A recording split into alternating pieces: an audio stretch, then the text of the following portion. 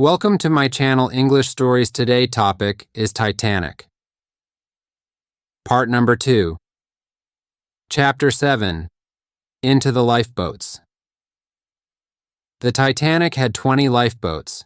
These boats could carry 1,178 people, but there were 2,224 people on the ship.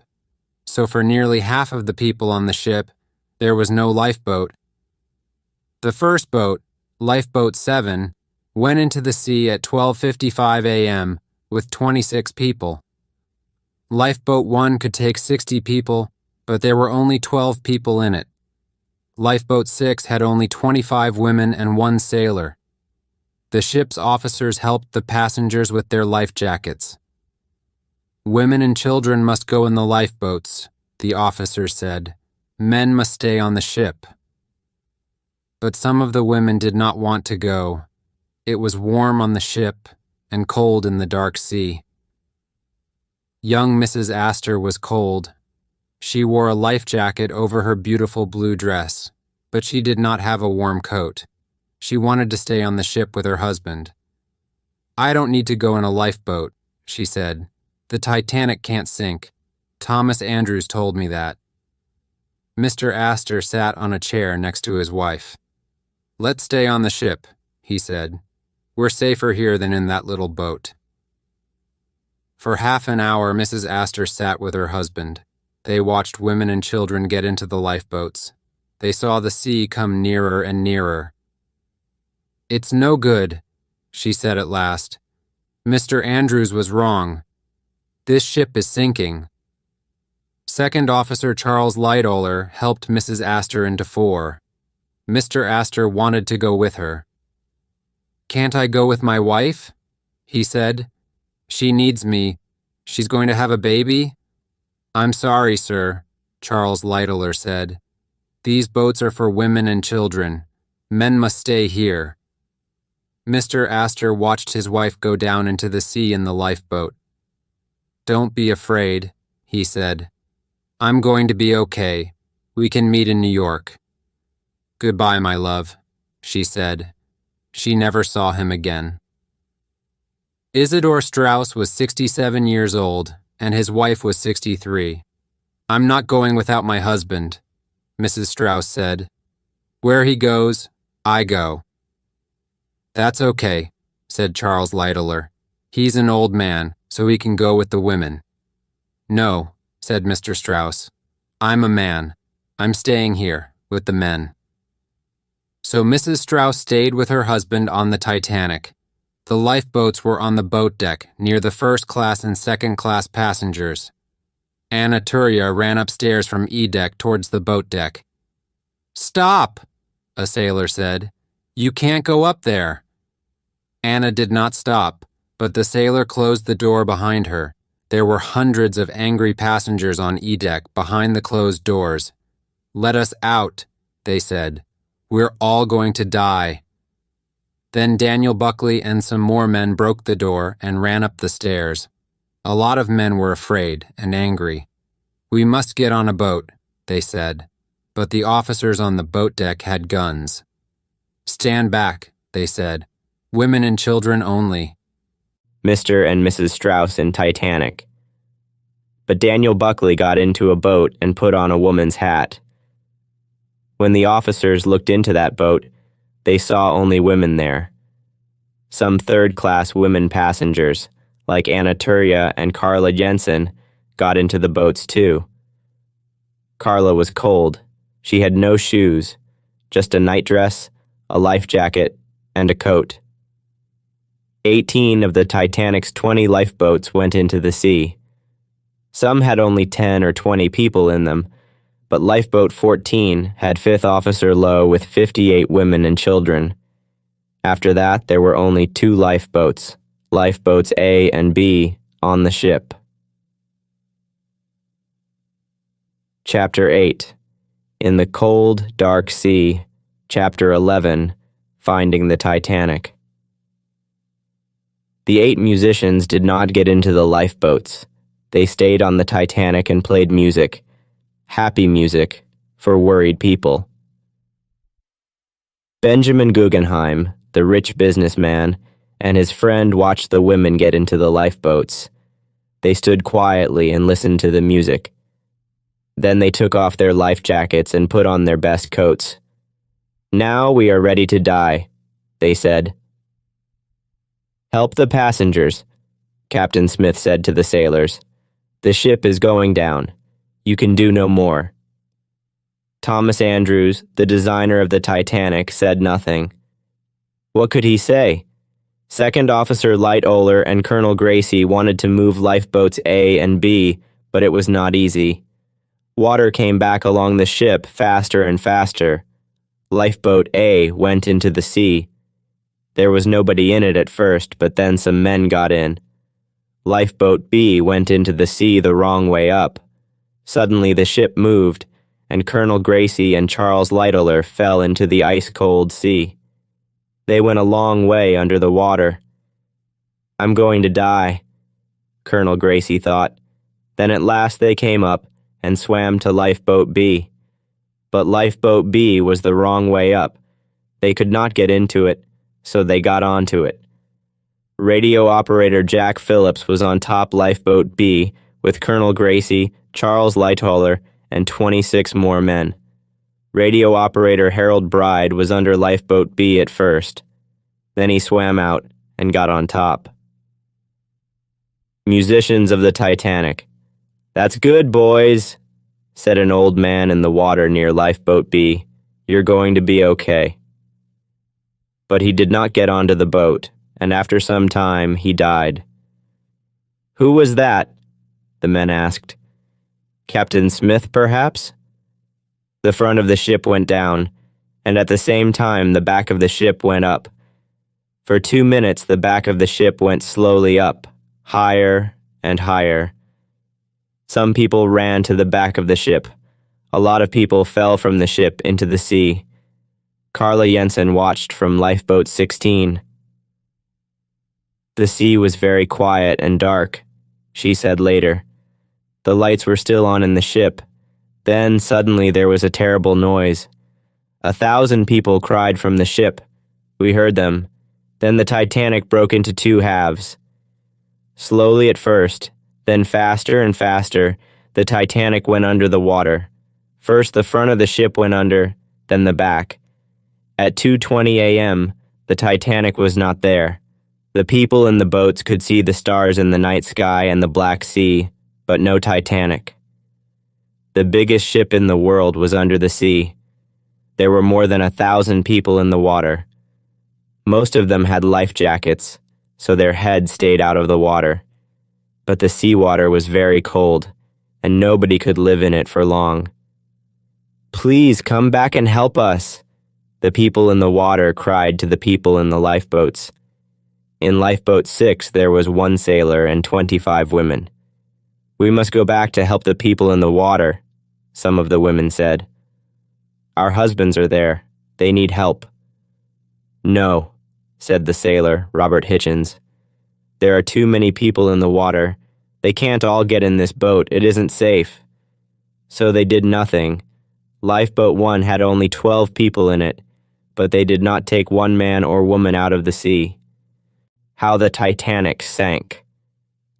But in Lifeboat 14, 5th Officer Lowe did want to help. "Get into Lifeboats 10 and 12, he told his 58 passengers. "Quickly now, this boat is going back." But it was not easy to move the passengers. Then, at 3 a.m., 5th Officer Lowe went back with Lifeboat 14 to help the people in the water. But it was too late. Nearly everyone was dead. Harold Lowe took only 4 people alive out of the sea. They saw 1 man on a door in the water. He looked cold and white and dead. But after a few minutes he opened his eyes and began to talk in Japanese. Later he helped to row the boat like a sailor. "What a good man," Harold Lowe said. 5th Officer Harold Lowe. All night, people sat in the lifeboats and waited for morning. When the sun came up, they looked at the cold, quiet sea. They could see icebergs everywhere, and in the water, near the icebergs, they saw hundreds of cold white bodies, the bodies of dead passengers and sailors. Chapter 9. The Carpathia and the Californian. The Carpathia heard the message from the Titanic at 12:25 a.m. It came very quickly, at 15 knots, 31 kilometers per hour, towards the Titanic. At 2:35, Captain Rostron, the captain of the Carpathia, saw a green light over the sea. At 2:45, his sailors saw an iceberg, then more icebergs. "We're going very fast, sir. It isn't safe," a sailor said. "Don't stop," said Captain Rostron. "We must get there quickly. The Titanic is sinking." There were no more radio messages from the Titanic. At 4 a.m., the Carpathia stopped and sent some rockets into the air. "Here we are," the captain said. "But where is the Titanic?" The sun came up. There was no Titanic. They saw more than 20 icebergs, some big, some small, and one small lifeboat, 400 meters away. There was a sailor in it, some women, and a baby. "Where is the Titanic?" Captain Rostron asked. "It went down, sir," answered the sailor, "an hour and a half ago." On the Californian, Chief Officer Stewart saw the Carpathia. "There's that ship," he said to Captain Lord. "It's firing rockets again." "It doesn't matter," said Captain Lord. "It's not important." Taking a lifeboat onto the Carpathia, but at 5:40 a.m., Evans, the radio operator on the Californian, got out of bed. "Speak to that ship, Evans, please," Stewart said. "Why are they firing rockets?" 2 minutes later, Evans answered, "That ship is the Carpathia, sir. There are lifeboats in the sea and the Carpathia is helping them. The Titanic hit an iceberg last night." "We must help too," said Captain Lord. "Quickly." So the Californian went towards the Carpathia, but it was nearly 6 a.m., more than 5 long hours after the Titanic needed their help. Slowly, more lifeboats came to the Carpathia. Lifeboat B began to sink, and the people on the boat climbed onto Lifeboat 12. At 8:30 a.m., Lifeboat 12 arrived at the Carpathia with 75 people in it. There was a lot of water in the boat, and all the passengers were tired and cold. It was the last of the lifeboats from the Titanic. Second Officer Lightoller helped people onto the ship, and then he got out of the lifeboat and onto the ship too. He was the last person from the Titanic to come onto the Carpathia. The sailors from the Carpathia helped the passengers onto their ship. They had warm coats and hot drinks for them. But the passengers wanted to know about their families and friends. "Is my husband here?" they asked. "Is my wife here? Where are my children?" 4 days later, the Carpathia arrived in New York with 711 people from the Titanic. But back in the cold North Atlantic, 1,513 people were dead.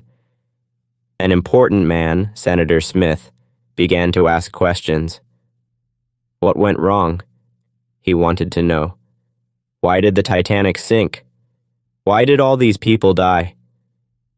Captain Smith and First Officer Murdoch were dead, and the designer Thomas Andrews was dead too. But the president of the White Star Line, Bruce Ismay, was on the Carpathia, so Senator Smith talked to him. Titanic passengers on the Carpathia. "Did you know about the icebergs?" Senator Smith asked. "Well, Captain Smith knew about them, yes," Bruce Ismay answered. "Then why didn't the Titanic go slower?" Senator Smith asked. "Did you talk to Captain Smith about that?" "Me?" "No, of course not," Bruce Ismay answered. "He was the captain. I was only a passenger. A passenger, yes. But you were the president of the White Star Line, too, Senator Smith said angrily. The Titanic was your ship, and 1,500 people died because the Titanic hit an iceberg. Can you answer this question, then? Why did you only have 20 lifeboats?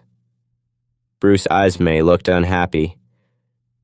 Because the Titanic could not sink. Thomas Andrews told me that.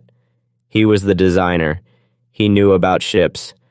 And remember, it had 16 compartments and 15 emergency doors. We don't need a lot of lifeboats. It's the safest ship in the world, Andrews said. And I listened to him. I see, Senator Smith said angrily. So you did nothing wrong. Captain Smith was wrong about the icebergs, and Thomas Andrews was wrong about the lifeboats. But you, the president of the White Star Line? I was only a passenger, Bruce Ismay said. The news arrives in London, Chapter 10, Life After the Titanic.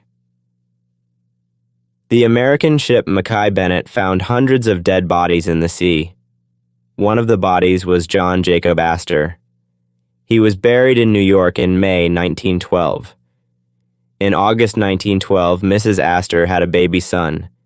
She called him John Jacob Astor, the same name as his father. Mrs. Astor died in 1953.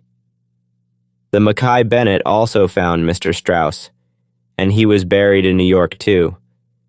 But they did not find his wife. Many of the bodies on the Mackay Bennett had no names. One of the bodies was a baby 2 years old. Nobody knew his name then, so they called him the unknown child. Today, we know that he was Sidney Goodwin. His mother and father, 3 brothers and 2 sisters, all died in the sea too.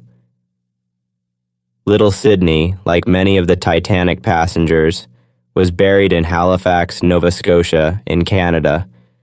But Milvina Dean, the youngest passenger on the Titanic, did not die. She left the Titanic in Lifeboat 10 with her mother and brother. Later they returned to England on another White Star ship, the Adriatic. All the women passengers on the Adriatic wanted to hold her in their arms. In the end, one of the officers said, "No passenger can hold Milvina for more than 10 minutes."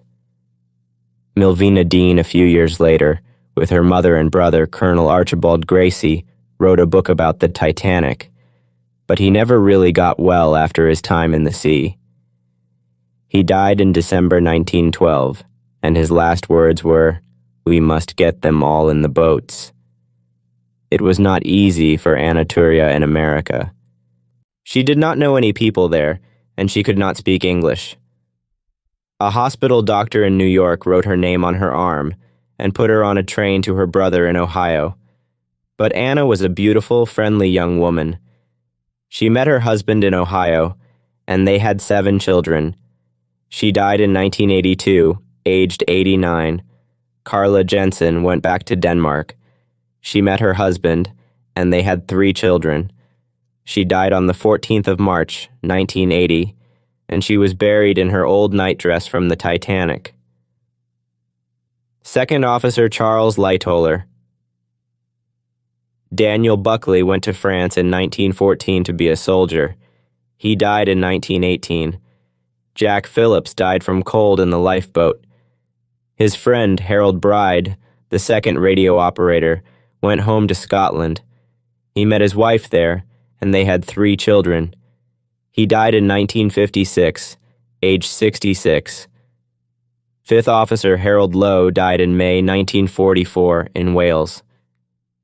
Second Officer Charles Lightoller had an exciting life. After the Titanic, he worked on a White Star ship called the Oceanic, but in 1914 the Oceanic sank too. Then he worked on a ship called the Falcon, but the Falcon also sank. In 1940, at the age of 66, he went with his son Roger in his small boat called Sundowner to Dunkirk in France. Sundowner was not much bigger than one of the Titanic's lifeboats, but it carried 130 soldiers home across the sea to England. Charles Lytler died in 1952 in London, age 78. Bruce Ismay went home to England, and the White Star Line finished their new ship, the Britannic. But Ismay's later life was not happy. He could never forget the Titanic. Chapter 11. Finding the Titanic. There are many stories about the Titanic. A man called Walter Lord talked to hundreds of passengers and sailors, and in 1956 he wrote about them in his book, A Night to Remember.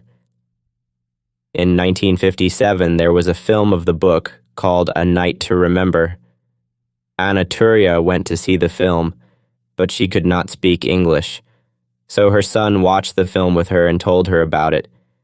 But Anna did not really understand about films. "Those people with the film cameras," she said to her son when they came out of the cinema. "They made this film when the Titanic went down, so why didn't they help all the people in the water?" In 1985, Robert Ballard went to look for the Titanic, first on a French ship and then on an American ship. He found the Titanic 3,810 meters under the sea, 531 kilometers southeast of Newfoundland. In 1986 and 1987, he went back with more cameras and made a film about the ship under the sea. In 1987, James Cameron saw this film and said, "I must make a Hollywood film about this." In 1995, he went to see the Titanic under the sea, and he got money to make his film. Cameron's film, Titanic, was very expensive. He needed $200 million for it. That is $1 million for every minute of the film. In the film, Kate Winslet, a rich girl, meets Leonardo DiCaprio, a poor boy. When the ship goes down, the boy dies, but the girl lives. Many years later, the girl is an old lady. She goes back to look at the ship under the sea and tells her story. The route of the Titanic in 1912. Not everything in the film is true, but most of it is. By 1997, most of the passengers from the Titanic were dead, but one woman, Milvina Dean, was still alive. In 1912, she was the youngest passenger on the Titanic, but in 1997, she was an old lady. She went across the Atlantic again on a big fast ship, the QE2. Milvina Dean looked out at the sea and the icebergs and thought about the Titanic. "I was here 85 years ago," she said. "We were on the biggest, most beautiful ship in the world. But I was a little baby then, in my mother's arms, so I can't really remember anything of that night on the 14th of April, 1912. In 2008, Milvina Dean was the only passenger alive from the Titanic. But people still talk and think and write about the Titanic. They remember it because it was big and fast and beautiful, of course. But they also remember the cold night in 1912 when the safest ship in the world went to the bottom of the sea. The end.